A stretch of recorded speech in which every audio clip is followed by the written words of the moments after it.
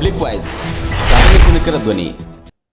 ಪತ್ರ ಬರಹಗಾರರ ಬೇಡಿಕೆಗಳನ್ನು ಈಡೇರಿಸಲು ಆಗ್ರಹಿಸಿ ಕರ್ನಾಟಕ ರಾಜ್ಯ ನೋಂದಣಿ ಮತ್ತು ಮುದ್ರಾಂಕ ಇಲಾಖೆಯಿಂದ ಪರವಾನಗಿ ಪಡೆದ ಪತ್ರ ಬರಹಗಾರರಾದ ಗದಗ ಜಿಲ್ಲಾ ಶಿರಹಟ್ಟಿ ತಾಲೂಕಿನ ಶಿರಹಟ್ಟಿ ಜಿಲ್ಲಾ ದಸ್ತು ಬರಹಗಾರರ ಕ್ಷೇಮಾಭಿವೃದ್ಧಿ ಸಂಘ ಶಿರಹಟ್ಟಿ ಇವರ ವತಿಯಿಂದ ದಿನಾಂಕ 12/12/2025 ಬೆಳಗ್ಗೆ 10 ಗಂಟೆಯಿಂದ ಸಾಯಂಕಾಲ 5 ಗಂಟೆಯವರೆಗೆ ಶಿರಹಟ್ಟಿ ಉಪನೋಂದಣಿ ಕಚೇರಿಯ ಮುಂಭಾಗದಲ್ಲಿ ಅನಿರ್ದಿಷ್ಟಾವಧಿ ಧರಣಿ ಕೂರುವ ಮೂಲಕ ಶಾಂತಿಯುತವಾಗಿ ಲೇಖನಿ ಸ್ಥಗಿತ ಮುಷ್ಕರವನ್ನು ಹಮ್ಮಿಕೊಳ್ಳಲಾಯಿತು.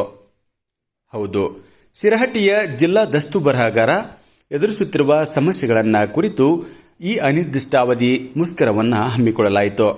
ಪತ್ರ ಬರಹಗಾರರ ಬೇಡಿಕೆಗಳಾದ ಹೊರ ರಾಜ್ಯದಲ್ಲಿರುವಂತೆ ನಮ್ಮ ರಾಜ್ಯದಲ್ಲಿಯೂ ಕೂಡ ಪತ್ರ ಬರಹಗಾರರಿಗೆ ಪ್ರತ್ಯೇಕ ಲಾಗಿನ್ ನೀಡುವುದು, ನೋಂದಾವಣಿ ಆಗುವ ಎಲ್ಲ ದಸ್ತಾವೇಜುಗಳಿಗೆ ಕಡ್ಡಾಯವಾಗಿ ಪತ್ರ ಬರಹಗಾರರ ಅಥವಾ ವಕೀಲ ಬಿಕಲಂ ಕಡ್ಡಾಯಗೊಳಿಸುವುದು, ಅನಧಿಕೃತ ವ್ಯಕ್ತಿಗಳನ್ನು ತಡೆಗಟ್ಟುವುದು ಮತ್ತು ಪತ್ರ ಬರಹಗಾರರಿಗೆ ಗುರುತಿನ ಚೀಟಿಯನ್ನು ನೀಡುವುದು, ದಸ್ತು ಬರಹಗಾರರಿಗೆ ಸೇವಾ ಭದ್ರತೆಯನ್ನು ಒದಗಿಸುವ ವಿಷಯದಲ್ಲಿ ಈ ಅನಿರ್ದಿಷ್ಟಾವಧಿ ಧರಣಿಯನ್ನು ಹಮ್ಮಿಕೊಳ್ಳಲಾಯಿತು. ಶಿರಹಟ್ಟಿ ತಾಲೂಕು ದಸ್ತು ಬರಹಗಾರ ಎಲ್ಲರೂ ಸೇರ್ಕೊಂಡು ಇವತ್ತು ಏನು ತಮ್ಮ ಹಕ್ಕಿಗಾಗಿ ಹೋರಾಟ ಮಾಡ್ತಾ ಇದ್ದಾರೆ, ಆ ಹಕ್ಕಿಗೆ ರಾಜ್ಯ ಸರ್ಕಾರ ಸ್ಪಂದನೆ ಮಾಡಬೇಕು. ಯಾಕಂದ್ರೆ ಒಬ್ರು ಯಾರು ಒಂದು ಅರ್ಜಿ ಕೊಡಬೇಕು, ಏನಂದ್ರೆ ತಿಳಿದವ್ರು ಬಂದಿರ್ತಾರೆ ಇಲ್ಲಿ, ಅವ್ರಿಗೆ ಅವರ ಮಾರ್ಗದರ್ಶನ ಮಾಡಿ ಈ ಅರ್ಜಿ ಹಿಂಗೆ ಕೊಡಬೇಕು, ಇದನ್ನ ಹಿಂಗೆ ಮಾಡಬೇಕು ಅಂತ ಹೇಳಿ ಯಾವ ಅಧಿಕಾರಿ ಕೊಡ್ಬೇಕಂತ ಹೇಳಿ ಅವ್ರಿಗೆ ಮಾರ್ಗದರ್ಶನ ಮಾಡೋದ್ರ ಜೊತೆನ ಅವ್ರಿಗೊಂದು 5-10 ರೂಪಾಯಿ, ಅದೇನು ದೊಡ್ಡ ರೊಕ್ಕ ಅಲ್ಲ, 5-10 ರೂಪಾಯಿ ತೊಗೊಂಡು ಅವ್ರಿಗೊಂದು ಪತ್ರ ಬರೆದು ಕೊಡ್ತಾರೆ. ಮತ್ತು ಅವ್ರ ಕೆಲಸಕ್ಕೆ ಬೇಕಾಗಿರೋದು ಮುಖ್ಯವಾಗಿ ಆ ಪತ್ರ. ಅಧಿಕಾರಿಗಳಿಗೆ ಹೋಗಿ ಹಂಗೆ ಮೌಖಿಕವಾಗಿ ಹೇಳಿದ್ರೆ ಯಾರೂ ಕೇಳಕ್ಕೆ ಸಾಧ್ಯ ಇಲ್ಲ. ಆದರೆ ಅಧಿಕಾರಿಗಳಿಗೆ ಒಂದು ಬರಹದಿಂದ ಕೊಟ್ಟಾಗ ಮಾತ್ರ ಆ ಅಧಿಕಾರಿಗಳ ಕೆಲಸ ಮಾಡೋಕ್ಕೆ ಅನುಕೂಲ ಆಗುತ್ತೆ. ಆ ಕೆಲಸವನ್ನು ನಮ್ಮ ದಸ್ತು ಬರಹಗಾರ ಮಾಡ್ತಾರೆ. ಮತ್ತು ಇವ್ರಿಗೆ ಏನೋ ಒಂದು ಪ್ರತ್ಯೇಕ ಲಾಗಿನ್ ಕೊಡೋದು ಅದು ಅತ್ಯಂತ ಸೂಕ್ತವಾದದ್ದು. ಯಾಕಂದ್ರೆ ಇವರೆಲ್ಲ ಕೂಡ ಲೈಸೆನ್ಸ್ ಪಡೆದಿರ್ತಾರೆ.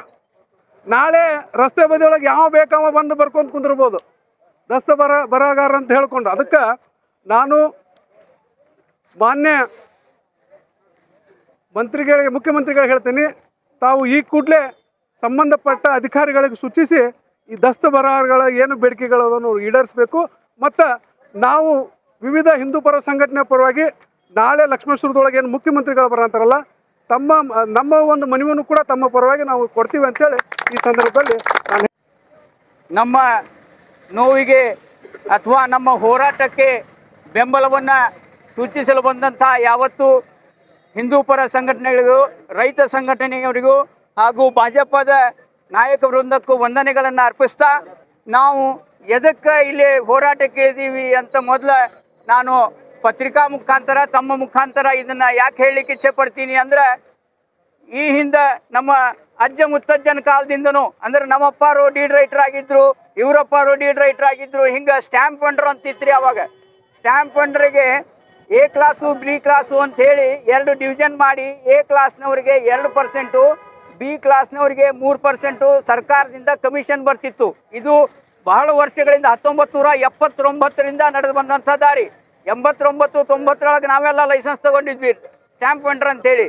ಅದು 2003 ಕರೀಂ ಲಾರಾನ್ ಪ್ರಕರಣ ಆಗಿ ಸ್ಟ್ಯಾಂಪನ್ನು ರದ್ದು ಮಾಡುವಂಥ ಅನಿವಾರ್ಯ ಕಾರಣ ಬಂತು. ಆವಾಗ ಆ ಕಾರಣಕ್ಕಾಗಿ ಗಣಪನ ಪೆಟ್ಟು ಇಲಿಯಪ್ಪಗೆ ಬಿತ್ತು ಅನ್ನೋ ರಂಗ ಯಾರೋ ಮಾಡಿದಂಥ ಅಪರಾಧಕ್ಕೆ ನಾವು ಸ್ಟ್ಯಾಂಪ್ ವಂಡರ್ ಲೈಸೆನ್ಸನ್ನು ಅವತ್ತು ಕಳ್ಕೊಳ್ಳೋದ್ರ ಜೊತೆಗೆ ಮತ್ತು ನಮ್ಮ ನೋವಿಗೆ ಸ್ಪಂದಿಸಿ ಆಗಿನ ಸರ್ಕಾರ ನಮಗೆ ದಸ್ತು ಬರಹಗಾರ ಯಾರ್ಯಾರು ಸ್ಟ್ಯಾಂಪ್ ವಂಡರ್ ಇದ್ದರೂ ಅವರಿಗೆ ದಸ್ತು ಬರಹಗಾರ ಲೈಸೆನ್ಸ್ ಕೊಡಬೇಕು ಅನ್ನುವಂಥ ದಿಶೆ ಒಳಗೆ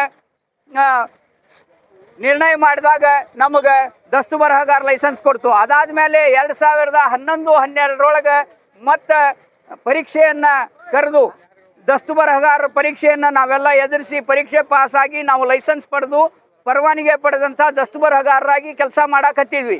ಇಲ್ಲಿವರೆಗೂ ನಡ್ಕೋತ ಬಂತು. ಆಮೇಲೆ ಇದನ್ನು ಹೆಚ್ಚು ಬೆಳವಣಿಗೆ ಮಾಡಬೇಕು, ಡಿಜಿಟಲೀಕರಣ ಮಾಡಬೇಕು ಅನ್ನುವಂಥ ದೃಷ್ಟಿಕೋನದಿಂದ ಕಾವೇರಿ 1 ಅಂತ ಅನ್ನುವಂಥದ್ದನ್ನು ಇಂಟ್ರೊಡ್ಯೂಸ್ ಮಾಡಿದರು. ಅದಕ್ಕೂ ನಾವು ಒಪ್ಕೊಂಡ್ವಿ. ಯಾಕಂದ್ರೆ ಭಾಳಷ್ಟು ಜನ ನಾವು ಕೈಲಿಂದ ಬರಿತಿದ್ವಿ, ನಮಗೆ ಬೆರಳಚ್ಚು ಮಾಡಕ್ಕೆ ಬರ್ತಿದ್ದಿಲ್ಲ. ಮತ್ತು ಅಲ್ಲಿ ಉದ್ಯೋಗ ಸೃಷ್ಟಿ ಆಯ್ತು.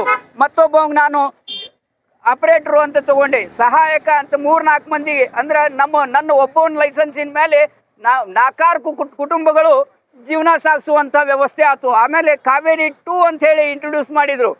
ಎಲ್ಲವೂ ಡಿಜಿಟಲೀಕರಣ ಆಗೋದ್ರ ಜೊತೆಗೆ ಸಿಟಿಜನ್ ಲಾಗಿನ್ ಅನ್ನುವಂಥದ್ದನ್ನು ಇಂಟ್ರೊಡ್ಯೂಸ್ ಮಾಡಿಬಿಟ್ರು. ಸಿಟಿಜನ್ ಲಾಗಿನ್ ಅಂದರೆ ಏನು ಅಂದರೆ, ಈಗ ಸೈಬರ್ ಇವು ಇರ್ತಾವಲ್ಲ, ಕಂಪ್ಯೂಟರ್ ಆಪ್ರೇಟರ್ಸು, ಇವರೆಲ್ಲರೂ ದಸ್ತು ಮಾಡಬಹುದಾಗ್ಯದ ಅನ್ನುವಂಥ ದೃಷ್ಟಿಯೊಳಗೆ ಸಿಟಿಜನ್ ಲಾಗಿನ್ನೊಳಗೆ ಇದನ್ನು ಅಳವಡಿಸೋಕೆ ಅನುಮತಿ ಕೊಟ್ಬಿಟ್ರು. ಆವಾಗ ಏನಾಯ್ತು ಅಂದ್ರೆ, ಸಿಟಿಜನ್ ಲಾಗಿನ್ನೊಳಗೆ ಯಾರು ಬೇಕಾದವರು ಅದು ನಮ್ಮ ಕಡೆ ಇರುವಂಥ ಕಾಪಿದನ್ನು ಮಾಡಿಕೊಂಡು ಆತ ಅದನ್ನು ಅಲ್ಲಿ ಹಾಜರು ಮಾಡೋದು, ನೋಂದಣಿ ಮಾಡ್ಕೊಳ್ಳೋದು ಶುರು ಆಯ್ತು.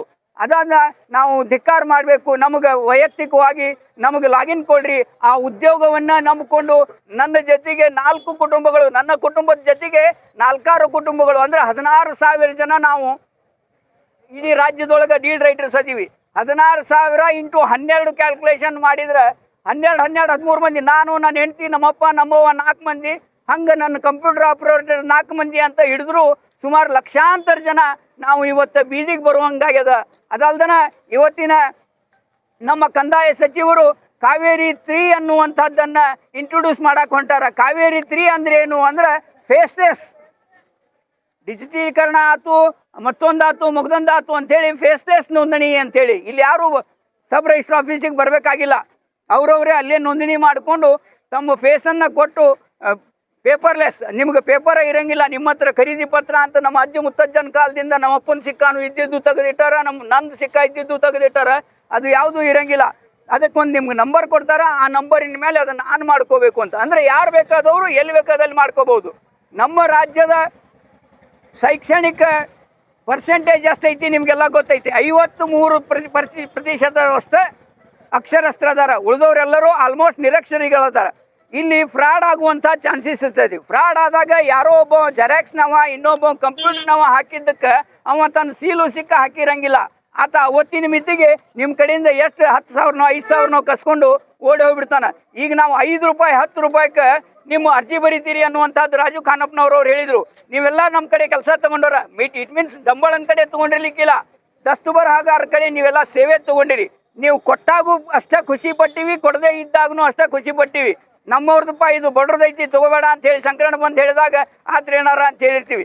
ಹಂಗೆ ನಾವು ಈ ಉದ್ಯೋಗವನ್ನು ನೆಚ್ಚಿ ಲಕ್ಷಾಂತರ ಜನ ಇದನ್ನು ನೆಚ್ಚಿ ಬದುಕಾಕತ್ತೀವಿ. ಇವತ್ತು ಕಾವೇರಿ 3 ಇಂಟ್ರೊಡ್ಯೂಸ್ ಮಾಡೋದ್ರಿಂದ ನಾವೆಲ್ಲ ಬೀದಿಗೆ ಬಂದೀವಿ. ಅದಕ್ಕೆ ನಮ್ಗೆ ಪ್ರತ್ಯೇಕ ಲಾಗಿನ್ ಕೊಡಬೇಕು. ಬರೀ ನಮ್ಮ ಹೋರಾಟ ಇಲ್ಲಿಗೆಲ್ಲ, ಮಹಾರಾಷ್ಟ್ರದೊಳಗೆ ಈಗಾಗಲೇ ಪ್ರತ್ಯೇಕ ಲಾಗಿನ್ ಅದ, ಕೇರಳದೊಳಗೆ ಪ್ರತ್ಯೇಕ ಲಾಗಿನ್ ಅದ, ಹೊರ ರಾಜ್ಯದ ತೆಲಂಗಾಣದೊಳಗದ, ಹೊರ ರಾಜ್ಯದೊಳಗೆ ಈಗಾಗಲೇ ಪ್ರತ್ಯೇಕ ಲಾಗಿನ್ ಕೊಟ್ಟಿರೋದ್ರಿಂದ ನಮಗೂ ಪ್ರತ್ಯೇಕ ಲಾಗಿನನ್ನು ಕೊಡ್ರಿ, ನಮ್ಮ ಹೋರಾಟಕ್ಕೆ ಬೆಂಬಲ ಕೊಡ್ರಿ, ನಮಗೆ ವಿಮೆ ಕೊಡ್ರಿ. ಯಾಕಂದ್ರೆ 50-60 ವರ್ಷ ಆಗಿರ್ತಾವೆ ನಮ್ಗೆ, ನನಗೇನೋ ಪ್ಯಾರಲಿಸಿಸ್ ಆಯ್ತು ಅಥವಾ ಏನೋ ಒಂದು ಆಯ್ತು, ನನಗೆ ವಿಮೆ ಇಲ್ಲ, ಉದ್ಯೋಗ ಭದ್ರತೆ ಇಲ್ಲ. ಈ ಎಲ್ಲವನ್ನು ನಾವು ಬೇಡಿಕೆಗಳನ್ನು ಇಟ್ಟು 16ನೇ ತಾರೀಕಿಗೆ ಮಾನ್ಯ ಮುಖ್ಯಮಂತ್ರಿಗಳಿಗೆ ಈ ಮನವಿಯನ್ನು ಸಲ್ಲಿಸಬೇಕು ಅಂಥೇಳಿ ಇಡೀ ರಾಜ್ಯಾದ್ಯಂತ ಹಿಂಗೆ ಬಂದ್ ಮಾಡಿ ಎಲ್ಲ ಆಫೀಸ್ನಾಗೂ ಹಿಂಗೆ ಕೂತಾರ.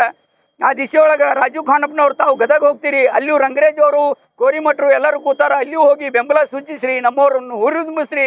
ನೀವೆಲ್ಲರೂ ಇದ್ರೆ ನಾವು ಬದುಕಕ್ಕೆ ಸಾಧ್ಯ ಐತಿ. ನಮ್ಮ ಹೊಟ್ಟೆ ಮೇಲೆ ಹೊಡಿಬೇಡ್ರಿ, ಬೆನ್ನ ಮೇಲೆ ಒಂದು ಹೊಡ್ತಾ ಹೊಡ್ಕೊಡ್ರಿ, ತಡ್ಕೋತೀವಿ ಅನ್ನುವಂಥ ಮಾತನ್ನು ಹೇಳ್ತಾ 16ನೇ ತಾರೀಕಿಗೆ ನಮ್ಮ ಬೇಡಿಕೆ ಈಡೇರ್ತಾ ಇದ್ರೆ, ಈಗ ನಮ್ಮ ಸರ್ವೆ ಡಿಪಾರ್ಟ್ಮೆಂಟ್ನೊಳಗೂ ಇದೇ ಸಮಸ್ಯೆ ಇತ್ತು. ಸರ್ವೇಯರಿಗೆ ಪ್ರತ್ಯೇಕ ಲಾಗಿನ್ನು ಕೋರ್ಟ್ನಿಂದನೇ ಬಂತು, ಯಾವ ಸರ್ಕಾರನೂ ಮಾಡಲೇ ಇಲ್ಲ. ಆ ದಿಶೆಯೊಳಗೆ ನಾವು ನ್ಯಾಯಾಲಯದ ಮೊರೆ ಹೋಗ್ತೀವಿ. ಅವತ್ತೂ ಕೂಡ ನೀವು ಇದೇ ರೀತಿ ನಮಗೆ ಬೆಂಬಲ ಸೂಚಿಸ್ತೀರಿ ಅಂಥೇಳಿ ನಿಮಗೆಲ್ಲರಿಗೂ ವಂದಿಸಿ ನಾನು ಮಾತು